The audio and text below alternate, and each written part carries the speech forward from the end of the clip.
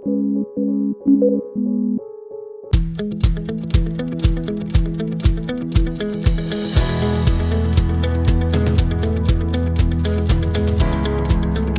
Everyone, स्वागत है आपका हमारे इस सेशन में जिसमें हम हिस्टोग्राम के बारे में जानेंगे। मैं हूं रोहन और मेरे साथ ही रोहित जो निकॉन इंडिया टेक्निकल टीम से हैं।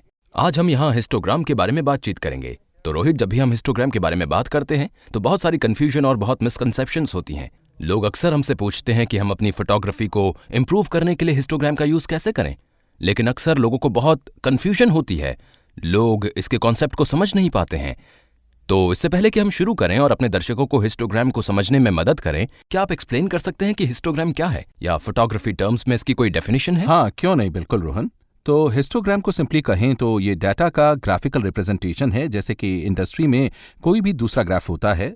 तो फोटोग्राफिक पॉइंट से अगर देखा जाए तो हिस्टोग्राम टोनल वैल्यू का एक ग्राफिकल रिप्रेजेंटेशन है, जिसमें हम खास तौर से ब्राइटर हाइलाइट्स को वाइट से डिपेक्ट करते हैं और डार्कर कलर्स या डीपर शेडोज को ब्लैक से डिपेक्ट करते हैं।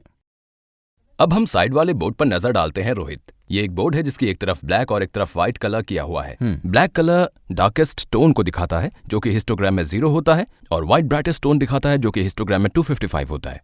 और इन दोनों कलर्स के बीच में ग्रे कार्ड है जो 18% ग्रे है, और कैमरा मीटर इसी पर ट्यून्ड होते हैं। आप जानते हो, हर तरह का कैमरा किसी भी तरह के टोनल रेंज में हमेशा इसी को ढूंढने की कोशिश करता है।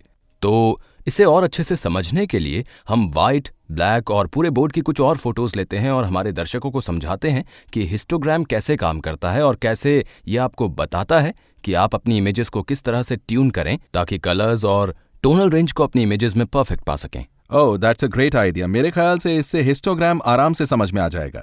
तो रोहित, चलिए अपनी इमेजेस को रिव्यू करते हैं। हमारी फर्स्ट इमेज जो कि पूरे बोर्ड की इमेज है, इसमें हम व्हाइट, ग्रे और ब्लैक कलर देख सकते हैं, और हिस्टोग्राम पर इसकी रिप्रेजेंटेशन देखिए। ये 3 अलग अलग पीक्स में दिखा रहा है। ये 3 अलग अलग पीक्स आपको 3 अलग कलर्स दिखा रहे हैं। इसको टोनल वैल्यू भी कह सकते हैं, जो कि एक्सट्रीम ब्लैक है यानी कि इमेज का डार्कर एरिया, एक्सट्रीम वाइट है यानी इमेज का ब्राइटर एरिया, और बीच में ग्रे है। तो रोहित, इससे हमारे यूजर अथवा हमारे दर्शक क्या सीखने और समझने वाले हैं? वो अक्सर ये सवाल करते हैं कि हिस्टोग्राम का शेप क्या होना चाहिए और किस तरह के ग्राफ से अच्छा एक्सपोजर दिखाई देता है। तो हमारे दर्शकों को अच्छे से समझाने के लिए हम इसे और अच्छे से क्लैरिफाई कर देते हैं कि जब भी आप हिस्टोग्राम को राइट की तरफ जाते हुए देखें तो इसका मतलब आपकी इमेज थोड़ी सी ओवर एक्सपोज हो रही है, या शायद ज्यादा ब्राइटर एरिया में क्लिक हुई है। उसी तरह अगर हिस्टोग्राम डार्कर एरिया या लेफ्ट की तरफ जाता है, या इमेज में ज्यादा डार्क शेड्स हैं, तो इसका मतलब आपका शॉट अंडर एक्सपोज्ड है, या फिर आपकी इमेज में ज्यादा डार्कर एरिया है। राइट। और प्रोबेबली एक बैलेंस्ड एक्सपोजर के लिए आपको अपनी टोनल वैल्यूज को अच्छी रेंज में रखना चाहिए, जिसमें थोड़े से डार्क, ब्राइटर एरियाज और मिड टोन्स हों, और उनको प्रोबेबली हिस्टोग्राम की बाउंड्रीज के बाहर नहीं जाना चाहिए, जो कि 0 से 255 जो तक कि है। 0 से 255 तक है। 255। तो और अच्छे से समझने के लिए चलिए कुछ इमेजेस रिव्यू करते हैं और असल जिंदगी से जुड़ी कुछ इमेजेस देखते हैं, जिससे व्यूअर्स को समझने में आसानी हो। एब्सोल्युटली। जैसा कि आप जानते हैं कि pictures make lot of sense, तो इन पिक्चर्स से आपको हिस्टोग्राम के बारे में ज्यादा समझ में आएगा। रोहित, चलिए हमारी पहली तस्वीर देखते हैं। यहाँ पर हमारे पास एक बर्ड की इमेज है, और आप देख सकते हैं कि हमारा हिस्टोग्राम राइट साइड की तरफ ज्यादा मूव कर रहा है। एब्सोल्युटली। इसका मतलब इस पिक्चर में बहुत सारे ब्राइटर एरियाज हैं, और इस पिक्चर को देखकर ही लग रहा है कि ये बहुत ओवर एक्सपोज्ड है। Over expose. तो जहां पर भी आप हिस्टोग्राम को रियल लाइफ सिचुएशन या आउटडोर सिचुएशन में इस तरह देखते हैं, या इस हिस्टोग्राम को राइट साइड की तरफ जाते हुए देखते हैं, तो ये आपके लिए एक संकेत है कि आपको अपने एक्सपोजर को थोड़ा सा मिडिल की तरफ एडजस्ट करने की और टोनल रेंज को बैलेंस करने की या सही रेंज में लाने की जरूरत है। हाँ, बिल्कुल। तो अब हम दूसरी इमेज की तरफ चलते हैं और देखते हैं उससे किस तरह का हिस्टोग्राम क्रिएट हुआ है। एब्सोल्युटली। रोहित, इस तस्वीर को देखिए। ये एक शानदार बाग है जिसे हमने बांधवगढ़ में शूट किया था, और अगर यहाँ इसका हिस्टोग्राम देखें तो ये मिडिल की तरफ ज्यादा ब्लिंक हो रहा है, क्योंकि इसमें एक अच्छी टोनल रेंज है। हमें डार्क एरिया में बहुत अच्छी डिटेल मिल रही है, और ब्राइटर एरिया भी अच्छा लग रहा है, और मिड टोन्स भी काफी अच्छे लग रहे हैं। मेरे हिसाब से बैलेंस्ड एक्सपोजर के लिए ये एक अच्छा एग्जाम्पल है। और मुझे लगता है कि इससे हम शायद अपने व्यूअर्स के कंफ्यूजन को भी दूर कर सकेंगे हिस्टोग्राम के वेरियस शेप्स को लेकर, जैसे कि एम, इन्वर्टेड वी या फिर यू। लेकिन मुझे नहीं लगता कि इन शेप्स को समझना इतना मुश्किल है।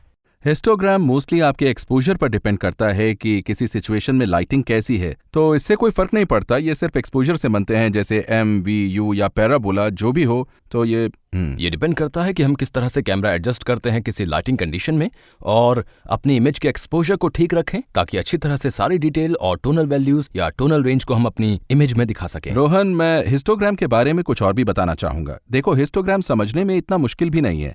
एक बार हिस्टोग्राम को अच्छे से समझने के बाद हिस्टोग्राम एक्चुअली मदद करता है। वो आपकी हेल्प करता है जब आप आउटडोर शूट पर जाते हैं और वहां हार्श लाइट में शूट करते हैं, उस वक्त हिस्टोग्राम बहुत काम आता है और आपको समझने में बहुत आसानी हो जाती है कि आपकी इमेजेस के एक्सपोजर ठीक हैं या नहीं है। हाँ, क्योंकि मैंने भी बहुत सारी ब्राइट या सनी कंडीशंस में शूट करते समय पाया कि आसानी से हमारे कैमरा मॉनिटर में आउटपुट दिखाई नहीं देता है। हाँ, लेकिन हिस्टोग्राम पर नजर डालने से हमें आसानी से पता लग जाता है कि हमें किस तरह का एक्सपोजर मिल रहा है। हाँ, बिल्कुल बिल्कुल। तो आज के हिस्टोग्राम सेशन के लिए बस इतना ही। मुझे उम्मीद है कि हमने बहुत अच्छे से आपको हिस्टोग्राम समझाया होगा। मुझे उम्मीद है कि अब आप अपनी इमेजेस के एक्सपोजर को रिव्यू कर सकेंगे और हिस्टोग्राम का यूज करेंगे और एक्सपोजर को भी बहुत अच्छे से समझ गए होंगे। तो आज के सेशन के लिए इतना ही। हम बहुत जल्द वापस आएंगे और भी इंटरेस्टिंग सेशन के साथ। तब तक के लिए अपने निकॉन बडीज रोहित और रोहन को दीजिए इजाजत।